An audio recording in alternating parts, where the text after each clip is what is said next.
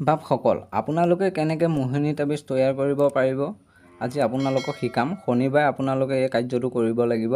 প্ৰথমে আপোনালোকে বেলৰ শিপা ল'ব লাগিব।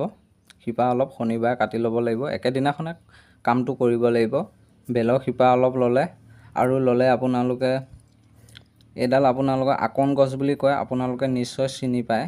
চিনি নাপালে মই নেক্সট ভিডিঅ'ত আপোনালোকক চিনাকি কৰাই দিম গছজোপা। এডালৰ শিপা ল'ব। দুটা হ'ল বেল আৰু আকন গছ। তাৰপিছত আপোনালোকে চিনি পায় নীলাজীৱন।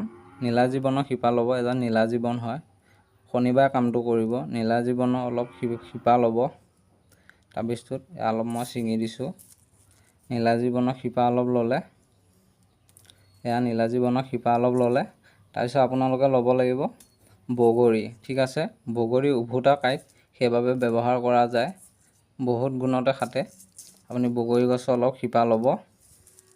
বগৰী গছৰ শিপা লোৱাৰ পিছত আপোনালোকে মিলাই পেলাই আপোনালোকে আৰু শনিবাৰে আপোনালোকে ধৰি থ'ব লাগিব। শনিবাৰে আপোনালোকে সন্ধিয়া কামটো কৰিব লাগিব। গোটেইখিনি গোটাই থৈ সন্ধিয়া আপোনালোকে জোনাকী পৰুৱা চিনি পায় নহয়, জোনাকী পৰুৱা এটা ধৰি ল'ব লাগিব। প্ৰথমে আপোনালোকক কৈ দিছোঁ, বেল, তাৰপিছত আকন গছ, বেলগছৰ শিপা, আকন গছৰ শিপা আৰু বগৰী শিপা আৰু এয়া মই শিকাই দিছোঁ নীলাজীৱন। আপোনালোকে চিনি পায়, চুলে লাজ কৰে, পাতকেইটা সামৰি যায়, সেইটো ল'ব আৰু এটা জোনাকী পৰুৱা ল'ব। ঠিক আছে, সেই গোটেইকেইটা লগাই আপোনালোকে শনিবাৰে এটা কবজত ভৰাব। কবজত ভৰাৰ লগে লগে মানে তাবিজত ভৰাব। হোৱাৰ লগে লগে আপোনালোকৰ এইটো মোহিনী তাবিজ হ'ব। ঠিক আছে বন্ধুসকল, আপোনালোকে পিন্ধি চাব, নিশ্চয় আপোনালোকে সফল হ'ব। মই কৰি দিছোঁ বহুতকে।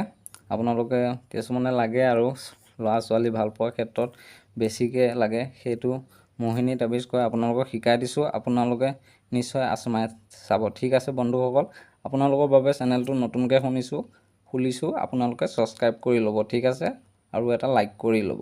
Thank U.